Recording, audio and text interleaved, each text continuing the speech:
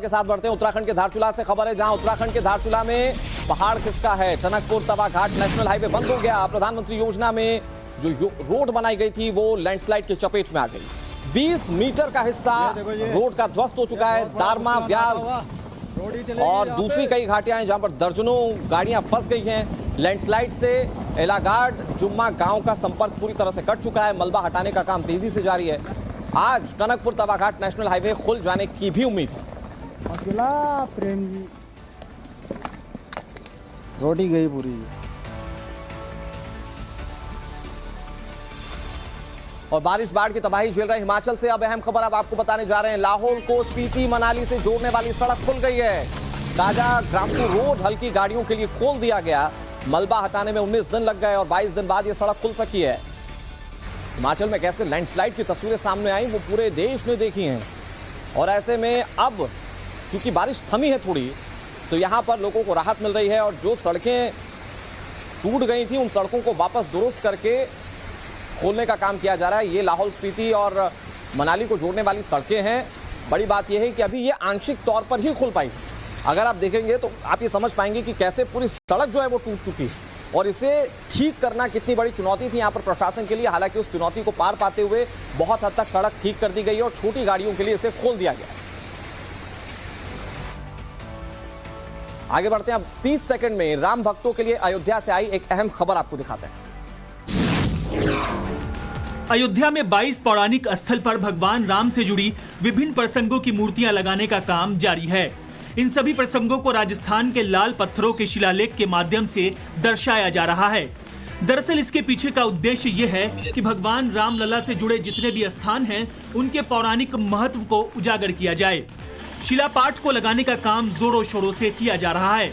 इसको लेकर जिला अधिकारी ने बताया कि जो भी हेरिटेज जगह है उसे संरक्षित किया जाएगा। और चलिए बहुत जल्दी से अब आपको रेवाड़ी से आई तस्वीर दिखाते हैं जहां पर सीसीटीवी वीडियो में रेस्टोरेंट में नकाबपोश बदमाशों की ताबड़तोड़ तोड़फोड़ की तस्वीर आप देख पाएंगे। दंगाइयों ने एक सलून को भी निशाना बनाया। दंगाइयों की तस्वीर वहां लगे सीसीटीवी कैमरे में कैद हो गई, जो कि अब से कुछ ही देर में टाइम्स नाम नवभारत आपको दिखाने जा रहा है। 2 महिला रेस्टोरेंट में बैठी हुई थी और तभी हमलावर वहां पहुंच जाते हैं। महिलाएं जान बचाने के लिए अंदर जाकर छिप जाती हैं, लेकिन फायरिंग की जो घटना है वो घटती रहती है। ये तस्वीरें देखिए, ये रेस्टोरेंट की तस्वीरें हैं और आप देखिए कि कैसे यहां पर फायरिंग की गई है। बदमाश रेस्टोरेंट के अंदर घुस जाते हैं और उसके बाद तोड़फोड़ शुरू कर देते हैं। कुछ महिला वहां पर बैठी हुई होती हैं और वो डर के अंदर चली जाती हैं। रेवाड़ी के हिंसा की ये सीसीटीवी तस्वीरें हम आपको दिखा रहे हैं। रेस्टोरेंट में नकाबपोश बदमाशों ने ताबड़तोड़ तोड़फोड़ की है, ये उसकी तस्वीर हम आपको दिखा रहे हैं।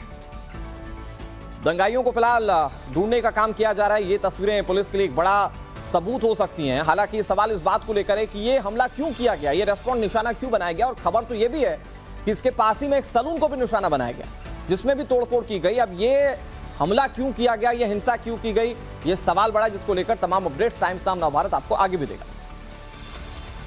आगे बढ़ते हैं। हरियाणा हिंसा से जुड़ी एक अहम खबर आपके लिए। हिंसा के बाद नूंह समेत कई इलाकों में भारी तनाव है। हरियाणा हिंसा पर सीएम मनोहर लाल खट्टर ने समीक्षा बैठक की।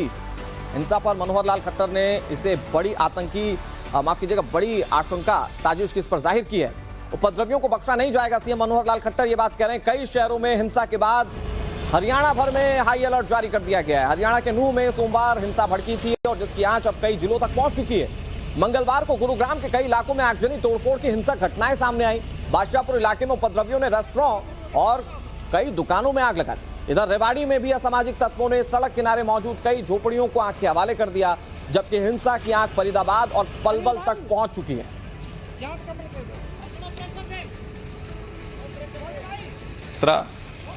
जो हर वर्ष निकलती थी उसका आयोजन किया जा रहा था और कुछ लोगों ने एक षड्यंत्र रच करके उस यात्रा पर आक्रमण करना शुरू किया और आक्रमण न केवल यात्रा पर बल्कि पुलिस के ऊपर भी उन लोगों ने किया, जिसके परिणाम स्वरूप यात्रा को भी भंग किया गया और बहुत से स्थानों पर आगजनी की घटनाएं हुई, गाड़ियां जला दी गई। निश्चित रूप से एक बड़े षड्यंत्र का कहीं ना कहीं हिस्सा लगता है। जो लोग इस षड्यंत्र में नूंह से बाहर के भी शामिल हुए हैं उनको निश्चित रूप से पहचान करके उनके खिलाफ कार्रवाई की जाएगी। अभी तक सब मिलाकर 44 के आसपास एफआईआर हुई हैं और 70 लोगों के खिलाफ अभी नामजद उनको किया गया है, उनको हिरासत में लिया गया है। छानबीन के बाद जो भी दोषी लोग होंगे उनके खिलाफ सख्त कार्रवाई की जाएगी, किसी भी उपद्रवी को बख्शा नहीं जाएगा। तस्वीरें दिखा रहे हैं पूरे हरियाणा भर की ये तस्वीरें, जिसमें आप देख सकते हैं कि गुरुग्राम में कैसे हिंसा हुई। खबर तो ये भी है कि कल भी छिटपुट घटनाएं देखने को मिली, जब पुलिस प्रशासन पूरी तरह से मुस्तैद था, उसके बाद ये तस्वीरें सामने आई। पलवल में आग लगा दी गई, नूंह में पुलिस की छापेमारी जारी है, पुलिस लगातार अपने स्तर पर कार्रवाई कर रही है। इधर अस्पताल पर भी हमला हुआ, जिसकी तस्वीर हम आपको दिखा रहे हैं, और हिंसा की लपटों में झुलसी हुई गाड़ियों की तस्वीर आप देखिए। ये जो गाड़ियों का मलबा है अपने आप में सारी त्रासदी की कहानियों को बता देगा। मोहित तो हमारे सहयोगी ज्यादा जानकारी के साथ जुड़ गए। मोहित, सबसे पहले तो आप ये बताइए कि फिलहाल क्या स्थिति है पूरे हरियाणा की, खासतौर पर नूंह की बात करें क्योंकि यहां पर हिंसा हुई थी, तो क्या तस्वीर वहां पर अभी इस वक्त शांति की देखने को मिल रही है? और दूसरी तरफ मुख्यमंत्री कह रहे हैं बड़ी साजिश इसके पीछे हो सकती है, तो कार्रवाई की दिशा में क्या कदम उठाए जा रहे हैं? देखिए, कार्रवाई की दिशा की बात करें तो अभी तक अगर नूंह की बात करें तो नूंह में 22 एफआईआर जो है वो हो चुकी है, जिसमें कुछ एफआईआर को नामजद किया गया है। एफआईआर जो है रॉयट के सेक्शन में, अटेम्प्ट टू मर्डर के सेक्शन में दर्ज की जा रही है, मतलब यानी कि संगीन धाराएं उसके अंदर लगाई जा रही हैं। जो भी दोषी होंगे उनके खिलाफ सख्त कार्रवाई की जाएगी, ऐसी एफआईआर जो है दर्ज की जा रही है। अगर अरेस्टिंग की बात करें तो 15 लोगों को गिरफ्तार देर रात तक यहाँ पे कर लिया गया है।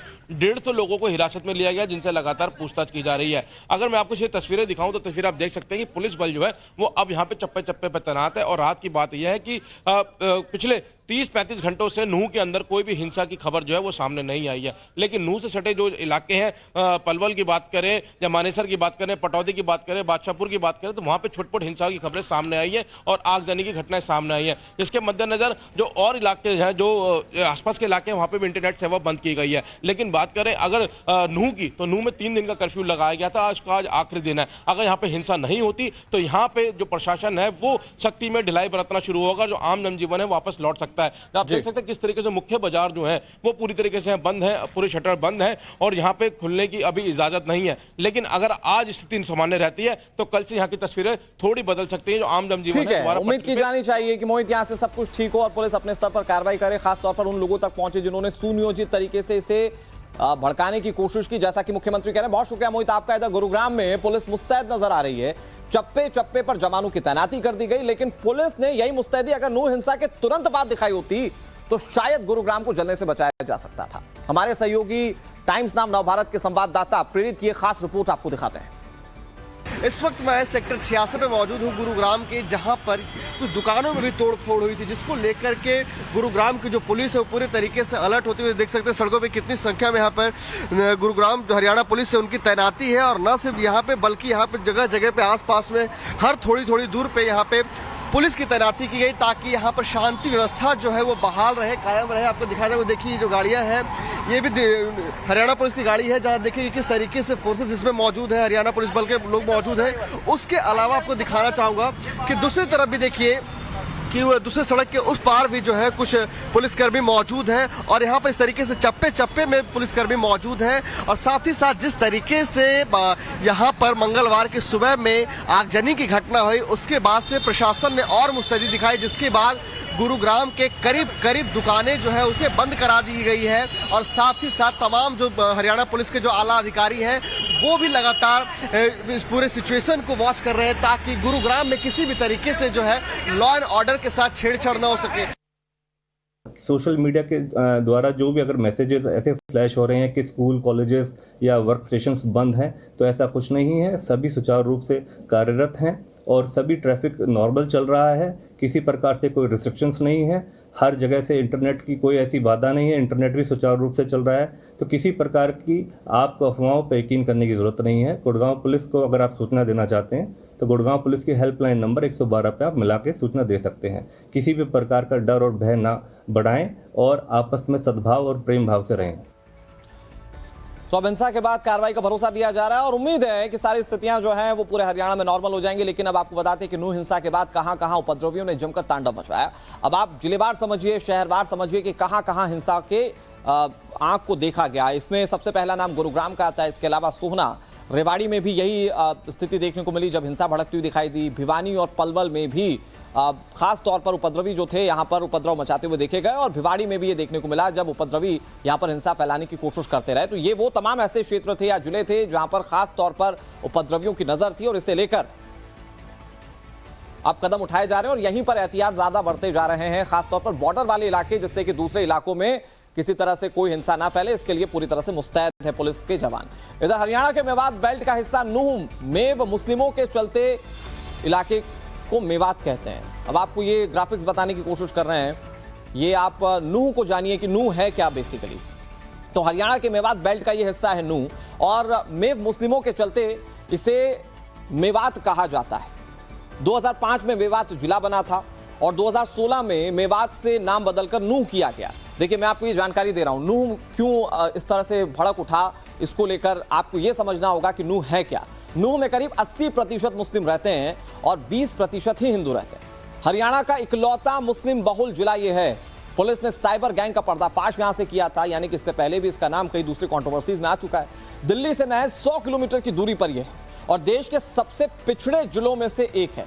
अगर साक्षरता की बात की जाए, देखिए दिल्ली से तो ये 100 किलोमीटर की दूरी पर है, लेकिन अगर इसकी बात की जाए तो ये अभी तक विकसित नहीं हो पाया है। देश के सबसे पिछड़े जिलों में से एक ये है। साक्षरता दर की बात की जाए तो ये काफी कम है और यहां पर जल संकट भी काफी ज्यादा है। शिक्षा, हेल्थ, कई मानकों पर नूह पिछड़ा हुआ है और ऐसे में यहां पर इस तरह की जब हिंसा होती है तो कई सारी आशंकाएं जो है वो पैदा हो जाती हैं। बहुत सारे इसमें एंगल्स हो सकते हैं जिसको लेकर जांच की जा रही है, लेकिन अहम बात यह है कि ये पिछड़ा इलाका है, राजधानी दिल्ली से महज 100 किलोमीटर दूरी पर है और यहां पर साक्षरता की भी कमी है। अब ये आप 5 तस्वीरें देख रहे हैं। भिवाड़ी में पुलिस अलर्ट पर है, सीएम ने इसके लिए बड़ी बैठक बुलाई। एक्शन में वरिष्ठ अधिकारी हैं, करनाल में सुरक्षा बढ़ा दी गई, तो गुरुग्राम में भी पुलिस अलर्ट पर है। तो ये 4 तस्वीरें हम आपको दिखा रहे हैं और इन चारों तस्वीरों में आप देख पाएंगे कि हरियाणा में कैसे हाई अलर्ट जारी किया गया है। उम्मीद की जानी चाहिए कि यहां से अब जो है स्थितियां जो है वो पूरी तरह से नियंत्रण में नजर आएंगी। हालांकि असल स्थिति यह भी है कि कल कुछ जगहों पर छिटपुट हिंसा की खबरें जो थी वो सामने आई थी और हिंसा को लेकर एक अहम जानकारी हम आपको देने जा रहे हैं। खबर यह कि सोहना और बादशाहपुर में हालात बेहद खराब हैं। सोहना में भड़की हिंसा के बाद आरएएफ की तैनाती करनी पड़ी। रैपिड एक्शन फोर्स की 2 टुकड़ियां तैनात की गई हैं। तनाव के चलते सोहना में आज स्कूल कॉलेजेस को बंद किया गया। एहतियातन इंटरनेट सेवाओं पर पाबंदी लगा दी गई। दूसरी ओर गुरुग्राम के सोहना गांव में मस्जिद से हुई फायरिंग की सूचना के बाद पुलिस ने 7 लोगों को हिरासत में ले लिया। इनके पास से शराब की बोतलों में बनाए गए 3 पेट्रोल बम बरामद किए गए। तो ये पेट्रोल बम जो बरामद किए गए, आपको सारी कहानियों को बयां कर देंगे कि वहां पर कुछ लोगों की सोच क्या थी, कैसे वो इलाके को दहलाने की कोशिश या उसकी प्लानिंग करे बैठे थे। 24 घंटे बाद, यानी कि अब से 24 घंटे पहले यहाँ पे हालात बिल्कुल ही सामान्य नहीं थे। आज से 24 घंटे पहले ही यहाँ पे पथराव शुरू हुआ था दोनों तरफ से और उसके बाद जो आगजनी है वो सामने आई थी। अभी भी कुछ गाड़ियां आपको नजर आएंगी, ठेले नजर आएंगे जिन्हें तोड़ा गया है, जिनको आग के हवाले किया गया था। कुछ दुकानें नजर हैं जिनको तोड़ा गया था। रात में पुलिस ने यहाँ पे पूरे तरीके से बैरिकेडिंग कर दी थी, किसी को भी आगे जाने की परमिशन नहीं थी। लेकिन अब धीरे धीरे करके जो हालात हैं वो सामान्य हो रहे हैं। लोग अब घरों से बाहर निकल रहे हैं, रास्ते अब धीरे धीरे खुल रहे हैं और लोग वापस से अपने काम पे जा रहे हैं। और हरियाणा के कई शहर हिंसा की आग में जल रहे हैं। नूह में हुए बवाल के बाद पलवल में भी हिंसा को अंजाम दिया गया। पलवल में उपद्रवियों ने जमकर बवाल किया। आपको बता दें, पुन्हाना मार्ग पर सामान से भरे 4 ट्रकों में आग लगा दी गई। परशुराम कॉलोनीज की झुग्गियों में आग लगा दी गई। हिंसा के बाद पलवल में धारा 144 लागू है। पलवल में इंटरनेट सेवाओं को भी बंद करना पड़ा। पलवल में जारी तनाव के बीच पैरामिलिट्री फोर्स को चप्पे चप्पे पर तैनात किया गया। हिंसक वारदात पर काबू पाने के लिए पुलिस आयुक्त मौके पर कैंप कर रहे हैं। पलवल में एहतियातन स्कूल, कॉलेजेस और कोचिंग सेंटर्स को बंद कर दिया गया। ये तस्वीरें इस वक्त की स्क्रीन पर आपके सामने हैं। और अगर अचानक हिंसा हुई तो हिंसा के निशान अभी भी क्यों देखे जा रहे हैं? ये 1 अगस्त की तस्वीर हम आपको दिखा रही है। तस्वीर यानी कि कल की है। हिंसा हुई थी परसों, तस्वीर कल की। और यहाँ पर सामानों से भरे 4 ट्रकों को आग के हवाले कर दिया गया। इससे आप समझ सकते हैं कि कुछ उपद्रवी ताकत कैसे वहां पर लगातार एक्टिव है।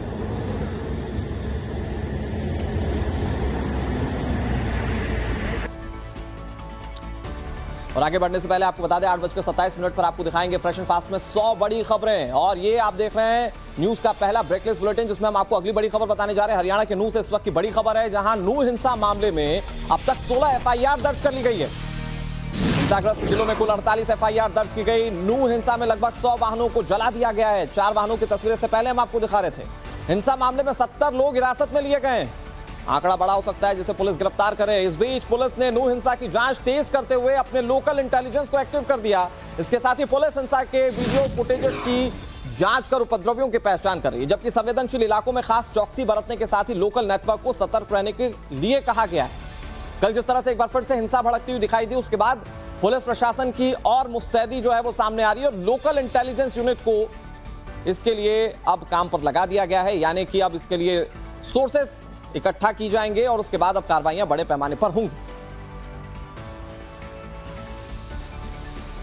और नूह हिंसा के बाद सुरक्षा व्यवस्था बढ़ा दी गई है। अब आपको बताते हैं कि नूह में सुरक्षा के क्या इंतजाम किए गए हैं। दरअसल नूह में जब सुरक्षा सख्त की गई तो अर्धसैनिक बलों की 16 कंपनियों को तैनात कर दिया गया। ये 16 टुकड़ियां मोर्चा संभाल चुकी हैं। हरियाणा पुलिस की 30 कंपनियां जो हैं वो तैनात हैं। इसके अलावा आरएएफ की टुकड़ियां यानी कि रैपिड एक्शन फोर्स की टुकड़ियां भी तैनात कर दी गई। आरएएफ यानी कि अगर कोई सी भी थोड़ी सी भी अनहोनी की आशंका पता चलती है तो रैपिड एक्शन फोर्स तुरंत एक्शन लेगा। 44 एफआईआर दर्ज है और 70 लोग हिरासत में लिए जा चुके हैं।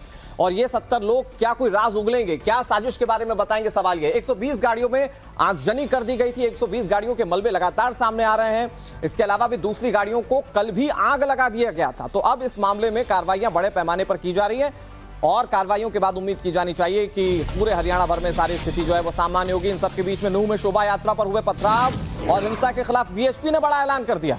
हरियाणा हिंसा के खिलाफ वीएचपी का प्रदर्शन आज देखने को मिलेगा। देश भर में वीएचपी आज विरोध प्रदर्शन करने जा रही है। जिहादी क्रूरता का पुतला दहन करेगा बजरंग दल। दिल्ली में 23 जगहों पर प्रदर्शन किए जाना है। आपको बता दें बजरंग दल और विश्व हिंदू परिषद की ओर से संयुक्त रूप से ये आज प्रदर्शन किया जाएगा। जिहादी मानसिकता के खिलाफ ये प्रदर्शन की बात कही जा रही है और ऐसे वक्त पर ये प्रदर्शन किया जा रहा है जब नूह में हिंसा हुई है। तो फिर इसका स्वरूप क्या होता है, क्या मैसेज दिया जाता है और इसको लेकर किस तरह की व्यवस्था रहती है, ये देखने वाली बात है। और अब आपको बहुत जल्दी से बताते हैं नूह हिंसा के बाद विश्व हिंदू परिषद ने ऐलान क्या किया है। आज बजरंग दल और विश्व हिंदू परिषद देशव्यापी प्रदर्शन करेंगे। तो बजरंग दल देशव्यापी प्रदर्शन करने जा रहा है और यह प्रदर्शन क्या तस्वीरें सामने लाएगा, ये सवाल है। आज जिहाद का पुतला जलाया जाएगा। एक बड़ा मैसेज इस पुतला दहन के साथ देने की कोशिश की जाएगी। उपद्रवियों ने गोलियां चलाई, पत्थर बरसाए। ये वीएचपी और बजरंग दल के लोग कह रहे हैं श्रद्धालुओं पर पेट्रोल बम फेंका गया। जो शोभा यात्रा निकाली जा रही थी उस पर पेट्रोल बम फेंका गया। ये हिंदू संगठन कह रहे हैं कि मानो पूरा मेवात पाकिस्तान बन चुका हो, मंदिर चौकियों पर हमले किए गए। ये तमाम बातें जो है वो कही गई। मृतकों के परिजनों को 1 करोड़ रुपए दिया जाए, ये विश्व हिंदू परिषद ने बात कही है। उनकी ओर से ये मांग कही गई है और ऐसे में अब देखने वाली बात ये होगी कि आज पूरे प्रदर्शन का स्वरूप क्या देखने को मिलता है और इसका आने वाले वक्त पर इंपैक्ट क्या होगा। इधर 30 सेकंड में आपको दिखाते हैं गुजरात में मुहर्रम के जुलूस में किसने रची थी साजिश। गुजरात के सुरेंद्र नगर में मुहर्रम त्योहार के बीच सोशल मीडिया पर एक वीडियो वायरल हो गया जिसमें 4 लोग कहते दिख रहे हैं कि 15 मिनट के लिए पुलिस को हटा दो फिर देखो। वीडियो वायरल होने के बाद पुलिस तुरंत एक्शन में आई और छानबीन कर आरिफ भाई मोवर, रेहान भाई मुगल, माहिर भाई सामा और अकबर भाई मोवर को गिरफ्तार कर लिया। सभी आरोपियों का पुलिस ने पूरे शहर में जुलूस निकाला और उठक बैठक करवाया। गुजरात के सुरेंद्र नगर में मुहर्रम त्योहार के बीच सोशल मीडिया पर एक वायरल हुआ वीडियो जिसमें 4 लोग ये कहते दिख रहे हैं कि अगर आप आधे घंटे पुलिस हटा दो तो फिर आपको बताते हैं। तो ये सवाल ये कि आखिर ये कौन लोग हैं जो इस तरह से समाज में वैमनस्य फैलाने की कोशिश कर रहे हैं। आगे बढ़ते इस बीच एक और बड़ी खबर आपको बताते हैं। हरियाणा हिंसा पर मानेसर में महापंचायत की गई। ग्रामीणों ने मानेसर में बुलाई महापंचायत। मेवात हिंसा के बाद महापंचायत बुलाने का ऐलान किया गया। आज शाम 4 बजे हिंसा पर महापंचायत होगी। भीष्म बाबा मंदिर में ग्रामीणों ने ये बड़ी बैठक बुलाई है और इस महापंचायत में क्या तय किया जाता है, ये भी बड़ा सवाल है। मेवात हिंसा के बाद ये महापंचायत बुलाई गई है। आज शाम 4 बजे भीष्म बाबा मंदिर पर ग्रामीणों की एक बड़ी बैठक होगी। जिस तरह से हिंसा हुई है उसके बाद ग्रामीणों की तरफ से जब एक्शन लिया जा रहा है, इसमें क्या तय किया जाता है देखने वाली बात ये होगी। ग्रामीणों की ओर से क्या कोई कदम उठाया जाता है, किसी तरह की कोई बातें फैसले के तौर पर सामने आती हैं, ये बड़ा सवाल है। हालांकि एक तरफ सरकार इसको लेकर काफी चिंतित है। सरकार लगातार इसे कंट्रोल में करने की कोशिश कर रही है। प्रशासन अपने स्तर पर कार्रवाइयां कर रहा है। दूसरी तरफ अगर आप देखें तो हिंदू संगठनों की ओर से प्रदर्शन किया जा रहा है और दूसरी तरफ जो मानेसर में एक बड़ी बैठक बुलाई गई है। ग्रामीण इस महापंचायत में क्या तय करते हैं, ये देखने वाली बात है। मामले में इस वक्त की सबसे बड़ी खबर आपको बताने जा रहे हैं। बढ़ सकते हैं ज्योति मौर्य की मुसीबतें। ज्योति के खिलाफ नियुक्ति विभाग ने जांच के आदेश दे दिए। उनके पति आलोक मौर्य ने अनियमित लेन देन संबंधी शिकायतें की हैं। इसकी जांच प्रयागराज के कमिश्नर विजय विश्वास पंत करेंगे। तो ज्योति मौर्य की मुसीबतें बढ़ सकती हैं। आपको याद होगा ज्योति मौर्य का मामला इतना तूल पकड़ा कि देश के हर घर में इसकी चर्चा होने लगी और अब ज्योति के पति आलोक मौर्य ने शिकायत दर्ज करवाई है। आपको बता दें आर्थिक तौर पर लेन देन को लेकर ये शिकायत दर्ज करवाई गई। अब इस मामले में कार्रवाई कैसे होती है ये देखने वाली बात है। इधर खबर गुजरात के राजकोट से, जहां पर टेरर नेटवर्क पर एटीएस का शिकंजा कसा है। राजकोट में आतंकी नेटवर्क का पर्दाफाश हुआ। गुजरात एटीएस ने 3 संदिग्ध आतंकी पकड़े। अमन, अब्दुल और सैफ नवाज को गिरफ्तार किया गया है। 1 पिस्तौल, 10 कारतूस बरामद की गई। अलकायदा का नेटवर्क फैलाने का इन पर आरोप है। बताया जा रहा है कि पश्चिम बंगाल के रहने वाले तीनों संदिग्ध आतंकी 6 महीने से सोनी बाजार इलाके में काम कर रहे थे और गुजरात में अलकायदा का नेटवर्क फैलाते थे। एटीएस ने कहा कि ये तीनों अलकायदा की विचारधारा से प्रभावित थे और टेलीग्राम, कन्वर्सेशन और एलिमेंट जैसे इनक्रिप्टेड मैसेजिंग ऐप के जरिए अपने विदेशी हैंडलर से जुड़े हुए थे। ये हिंदुस्तान को खलीफेट स्टेट में बदलने की साजिश रच रहे थे।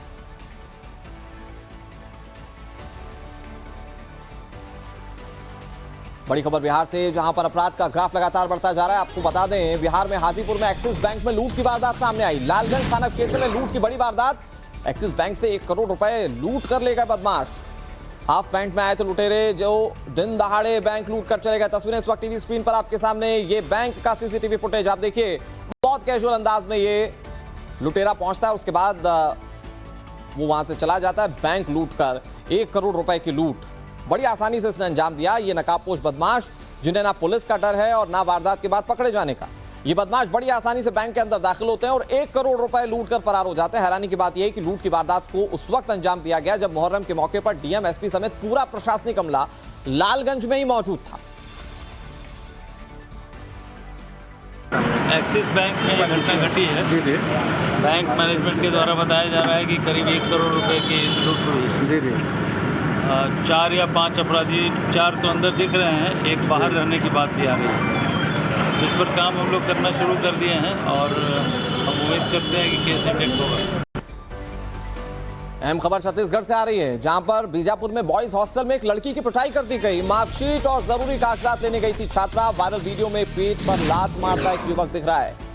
आवापल्ली बॉयज हॉस्टल में लड़की की पिटाई की ये तस्वीरें सामने आई हैं। वीडियो 26 जुलाई का बताया जा रहा है। बताया भी जा रहा है कि लड़की अपनी मार्कशीट और जरूरी कुछ कागजात लेने के लिए बॉयज हॉस्टल पहुंची थी, जहां लड़के न सिर्फ कागजात देने से इनकार कर रहे थे बल्कि लड़कियों को गाली देते हुए, बेरहमी से लात मारते हुए भी दिखाई दी। घटना के करीब 6 दिन बीत जाने के बाद भी इस मामले पर अब तक कोई कार्रवाई नहीं हुई, जो हैरानी की बात है। तस्वीरें अपने आप में साफ सब कुछ बयां कर देती है, बावजूद इसके कार्रवाई ना होना बहुत सारे सवाल छत्तीसगढ़ प्रशासन पर उठाता है।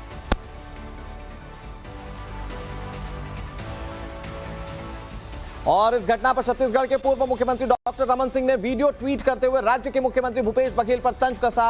अब आपको दिखाते हैं क्या कहा डॉक्टर रमन सिंह ने। बेटियों का कभी छात्रावास में शारीरिक शोषण हो रहा है और कभी उन्हें हिंसा झेलनी पड़ रही है, लेकिन निर्लज्ज सरकार सब कुछ देखकर भी मौन है। ये छत्तीसगढ़ के पूर्व मुख्यमंत्री डॉक्टर रमन सिंह ये कह रहे हैं। हालांकि इस तरह की टिप्पणियां चुनाव आने वाला है उससे कुछ समय पहले की जा रही डॉक्टर रमन सिंह की ओर से, तो मौजूदा सरकार को ये मुश्किलों में डाल सकता है। लेकिन इसके इतर देखें तो लड़की के साथ इस तरह से हिंसा होना और उस पर कोई कार्रवाई ना होना बहुत सारे सरकार पर और प्रशासन पर सवाल खड़े कर देता है। और चलिए अहम खबर ज्ञानवापी पर सीएम योगी आदित्यनाथ के दिए बयान पर हो रही सियासत की कर लेते हैं, जहां पर सूफी इस्लामिक बोर्ड ने सीएम योगी आदित्यनाथ का समर्थन किया है, उनके बयान पर समर्थन किया है और मुस्लिम लीग को सूफी इस्लामिक बोर्ड का जवाब। ज्ञानवापी पर मुस्लिम समाज विचार करे, सूफी इस्लाम डरा करके बात मनवा करके इंसाफ नहीं चाहिए। सूफी इस्लामिक मुस्लिम लीग ने सीएम योगी आदित्यनाथ को चुनौती दी, सीएम पद छोड़ करके मैदान में आने की बात भी कही है।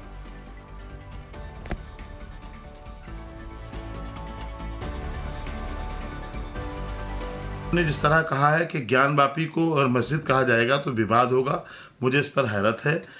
किस तरह विवाद होगा, क्यों होगा विवाद? लाइन ऑर्डर आपके हाथ में है।